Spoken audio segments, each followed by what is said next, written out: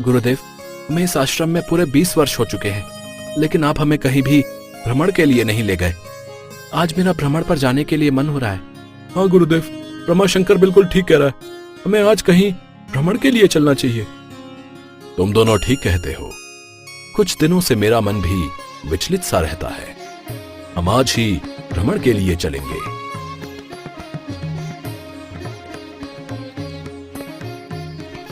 और फिर वो तीनों अपनी अपनी झोली लेकर भ्रमण के लिए निकल पड़ते हैं।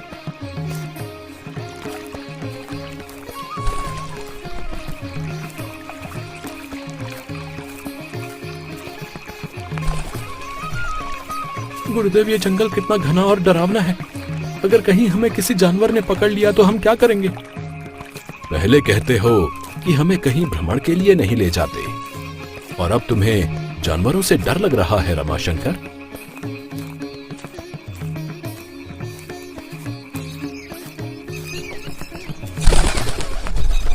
कुछ दूर चलने के बाद हरिशंकर शिवचरण दास से कहता है, गुरुदेव, मुझे तो बहुत तेज प्यास लग रही है। मेरा गला प्यास के मारे सिकुड़ता जा रहा है। कुछ करिए गुरुदेव। प्यास तो मुझे भी लग रही है, लेकिन इस जंगल में हमें पानी कहां से मिलेगा? और हम तो पानी साथ लेकर भी नहीं आए। हमें और आगे चलकर देखना चाहिए।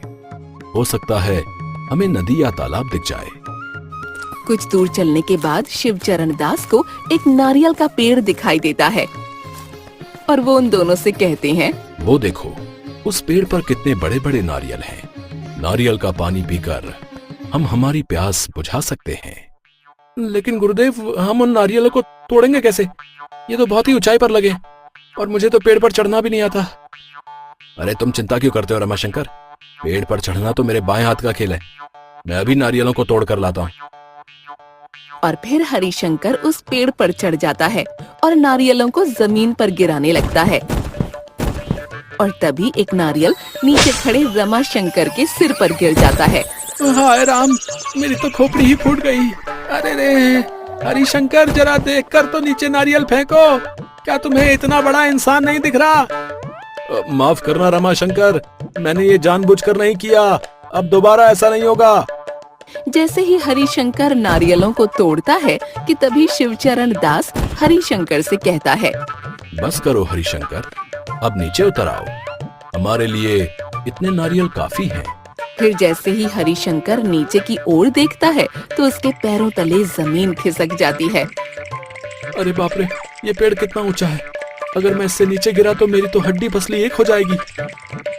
अरे हरिशंकर, जल्दी नीचे आओ, हमें और भी आगे जाना है। गुरुदेव, मेरी तो कमर ही टूट गई। बहुत तेज दर्द हो रहा है, मुझसे तो उठा भी नहीं जा रहा। अरे कोई मुझे उठाओ। अरे हरिशंकर, कोई बात नहीं, पेड़ से नीचे गिरना तो आम बात है। लो, तुम ये नारियल पानी पी लो, इससे तुम्हें अच्छा महसूस होगा। अब हम तीनों को आगे की ओर चलना चाहिए।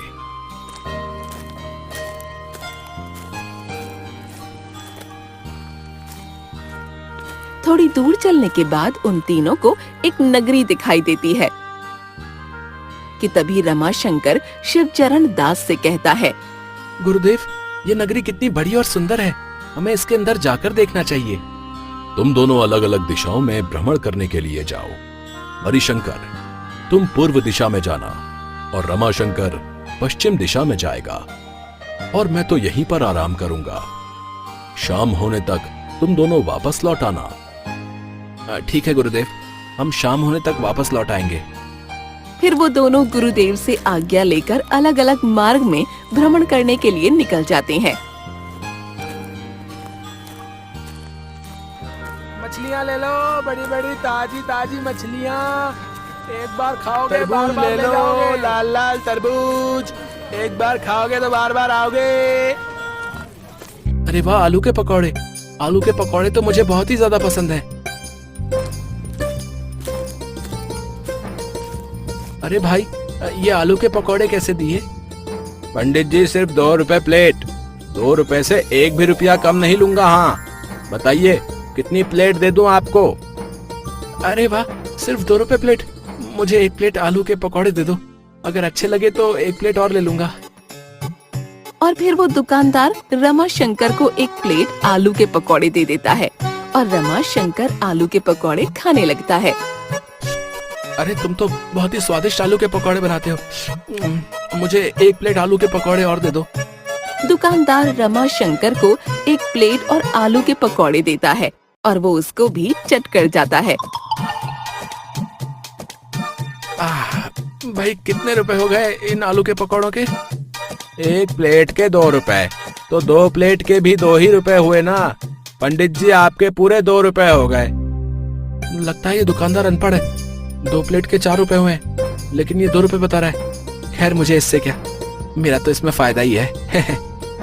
और फिर रमाशंकर उस व्यक्ति को 2 रुपए देकर वहाँ से आगे बढ़ जाता है। वहीं दूसरी ओर हरिशंकर के पीछे एक कुत्ता पड़ जाता है। अरे ये कुत्ता मेरे पीछे कैसे पड़ गया? अरे कोई मुझे इस कुत्ते से बचाओ, नहीं तो ये मुझे काट लेगा।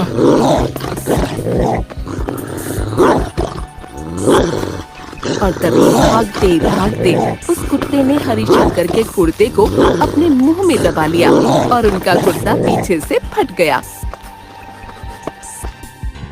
आज तो मैं बाल बाल बचा, नहीं तो वो कुत्ता मुझे ही खा जाता। अरे ये क्या, उस कुत्ते ने तो मेरा कुर्ता ही फाड़ दिया। अब मुझे दूसरा कुर्ता खरीदना होगा।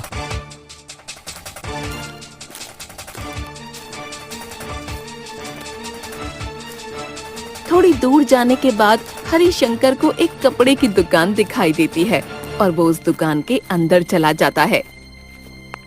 अरे ओ भाई, क्या इस दुकान पर मेरे नाप का कुर्ता मिल सकता है? उस दुकान के मालिक को थोड़ा कम सुनाई देता था और तभी वो दुकानदार हरिशंकर से कहता है, अरे नहीं नहीं पंडित जी, यहाँ कुत्ता नहीं मिलता, यहाँ सिर्फ कपड़े मिलते हैं। और वैसे पंडितों को कुत्ता रखना शोभा नहीं देता। अरे तुम क्या थोड़े से बहरे हो? मुझे कुत्ता नहीं कुर्ता चाहिए, कुर्ता। ओ तो ऐसा बोलिए ना पंडित जी, हमको लगा कि आपको कुत्ता चाहिए। रुकिए, मैं आपको अभी रंग बिरंगे कुर्ते दिखाता हूँ। और फिर वो दुकानदार हरिशंकर को अलग अलग रंग के कुर्ते दिखाने लगता है, जिनमें से एक कुर्ता हरिशंकर को पसंद आ जाता है। अरे ओ भाई, ये पीले रंग के कुर्ते का क्या दाम है? पंडित जी सिर्फ 5 रुपए। कल ही इसको मैंने शहर से पूरे 200 रुपए में खरीदा है। 5 रुपए से 1 भी रुपया कम नहीं लूंगा। हाँ, कितना मूर्ख व्यक्ति है ये। 200 रुपए के कुर्ते को केवल 5 रुपए में दे रहा है। लेकिन मुझे इससे क्या, मेरा इसमें कोई घाटा भी तो नहीं है। और फिर हरिशंकर उस कुर्ते को पहनकर दुकानदार को 5 रुपए देकर वहाँ से चला जाता है।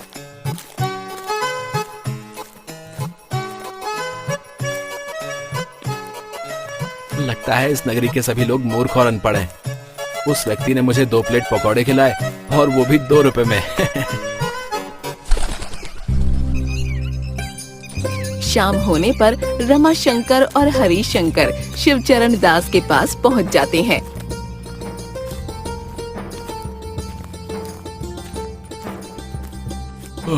तो आ गए तुम दोनों, और बताओ कैसी लगी ये नगरी? गुरुदेव, इस नगरी के लोग बहुत ही मूर्ख और अनपढ़ हैं। जब मैं एक दुकान पर कुर्ता लेने गया तो उस व्यक्ति ने मुझे 200 का कुर्ता 5 रुपए में ही दे दिया। हाँ गुरुदेव, और जब मैं एक दुकान पर पकौड़े खाने के लिए गया तो उस व्यक्ति ने मुझे केवल 2 रुपए में 2 प्लेट पकौड़े खिला दिए। भाई, मुझे तो ये नगरी बहुत ही अजीब दिखाई पड़ती है। हमें अब यहाँ से चलना चाहिए। हाँ गुरुदेव, आप ठीक कह रहे हैं। हमारा यहाँ रुकना उचित नहीं है। हमें अब यहाँ से चलना चाहिए। गुरुदेव, मुझे ना ये नगरी बहुत ही अच्छी लगी। मैं तो अब इसी नगरी में रहूंगा। आप दोनों को जाना है तो आप अकेले ही जाइए। ये तुम कैसी बातें कर रहे हो रमाशंकर? इस नगरी में रुकना हमारे लिए बिल्कुल भी उचित नहीं है। मेरी बात मानो और हमारे साथ आश्रम चलो। शिवचरण दास के लाख बार मनाने पर भी रमाशंकर उनकी एक नहीं सुनता और फिर वो दोनों रमाशंकर को वहीं पर छोड़कर अपने आश्रम चले जाते हैं।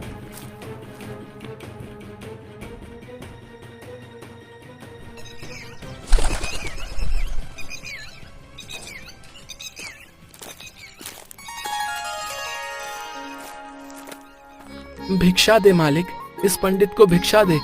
भगवान तुम्हारे घर में हमेशा सुख समृद्धि बनाए रखे। अरे पंडित जी, आप कौन हैं? मैंने तो आपको पहले यहाँ कभी नहीं देखा। बेटा, मेरा नाम रमाशंकर है और मैं इस नगरी में नया आया हूँ। बेटा, मुझे कुछ भिक्षा दे दो। मैंने कल से कुछ भी नहीं खाया है। अरे आइए आइए पंडित जी, मेरे घर के अंदर चलिए, मैं आपको पेट भर के भोजन कराता हूँ। फिर वो व्यक्ति रमाशंकर को अपने घर के अंदर ले जाता है।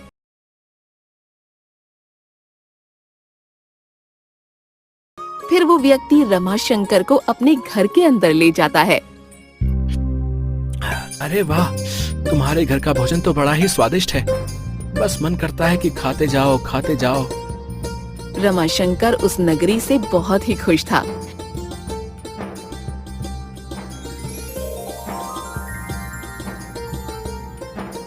वहीं दूसरी ओर उस नगरी में मानसिंह नाम का एक मंदबुद्धि राजा रहता था, जो बहुत ही अकड़ू और अनपढ़ था। महाराज, कल मैंने एक व्यक्ति से 20,000 रुपए में एक गाय खरीदी थी, लेकिन वो आज बिना किसी वजह के मर गई। मेरे साथ अन्याय हुआ है महाराज, मुझे इंसाफ चाहिए। अरे ये तो तुम्हारे साथ अन्याय हुआ है। उस व्यक्ति को बुलाया जाए जिसने इस व्यक्ति को गाय बेची थी। हम उसको कारावास में डाल देंगे। और कुछ देर में वो व्यक्ति राजा के सामने हाजिर हो जाता है। तुमने इस व्यक्ति को कैसी गाय दी है जो आज बिना किसी कारणवश मर गई? महाराज, इसमें मेरा कोई कसूर नहीं है। मेरे नौकर ने उस गाय को ठीक से दाना पानी नहीं खिलाया, जिससे वो कमजोरी के कारण यमराज को प्यारी हो गई महाराज। सैनिकों, इस व्यक्ति को छोड़ दो और इसके नौकर को पकड़ कर ले आओ। हम आज ही उसको सजा देंगे। और तभी राजा के दरबार में उस नौकर को बुलाया जाता है। तुमने इस व्यक्ति की गाय को ठीक से दाना पानी क्यों नहीं दिया? अगर तुम उसको ठीक से चारा खिलाते तो आज वो जिंदा होती। महाराज, इसमें मेरी कोई गलती नहीं है। जब मैं गाय के लिए चारा लेने जा रहा था, तभी मुझे रास्ते में एक पंडित जी ने रोक लिया और उनसे बातें करने के चक्कर में मैं गाय के लिए चारा लाना भूल गया। ये सब उस पंडित के कारण हुआ है। अगर वो पंडित तुम्हें नहीं रोकता तो गाय आज जीवित होती। और तभी राजा मानसिंह अपने सैनिकों से कहते हैं, सैनिकों, हमारी नगरी में तुम्हें रास्ते से जो भी पहला पंडित दिखाई दे, उसको यहाँ पकड़ कर ले आओ, जिंदा या मुर्दा। हम उसको फांसी की सजा देंगे। जी महाराज, आपका हुक्म सर आंखों पर। हम अभी उस पंडित को पकड़ कर लाते हैं। और फिर वो दोनों सैनिक पंडित को पकड़ने के लिए वहाँ से निकल जाते हैं। महाराज ने कहा है कि रास्ते में जो भी पहला पंडित दिखाई दे, हमें उसको पकड़कर दरबार में पेश करना है। हाँ, तुम ठीक कहते हो, लेकिन हमको वो पंडित मिलेगा कहाँ? वो दोनों आपस में बातें कर ही रहे होते हैं कि तभी उस रास्ते से रमाशंकर जा रहा होता है और उन दोनों सैनिकों की नजर रमाशंकर पर पड़ती है। अरे अरे, वो देखो, वो रहा पंडित। हमें उस पंडित को जल्दी ही पकड़ना होगा। फिर वो दोनों सैनिक रमाशंकर को पकड़ लेते हैं। अरे अरे, मुझे छोड़ दो। कहाँ लेकर जा रहे हो? अरे भाई, मैंने तुम्हारा क्या बिगाड़ा है? अरे मुझे छोड़ दो। महाराज का हुक्म है कि आज एक व्यक्ति की गाय मर गई है, जिसके जिम्मेदार तुम हो। इसलिए महाराज तुमको आज फांसी देने वाले हैं। तुम्हें हमारे साथ राजा के महल चलना होगा। फिर वो दोनों सैनिक रमाशंकर को राजा के दरबार में ले जाते हैं।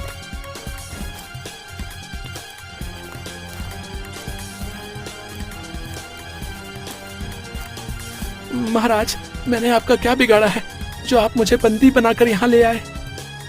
हमारी नगरी में आज एक गाय मर गई है और हमारा मानना यह है कि तुम उसके जिम्मेदार हो और आज तुमको फांसी की सजा दी जाएगी। अरे ये मैं कहाँ फंस गया?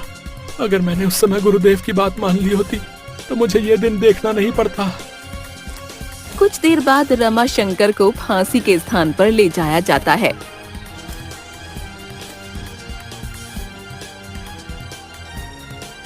मरने से पहले क्या तुम्हारी कोई आखिरी इच्छा है? अगर हो तो तुम हमें बता सकते हो।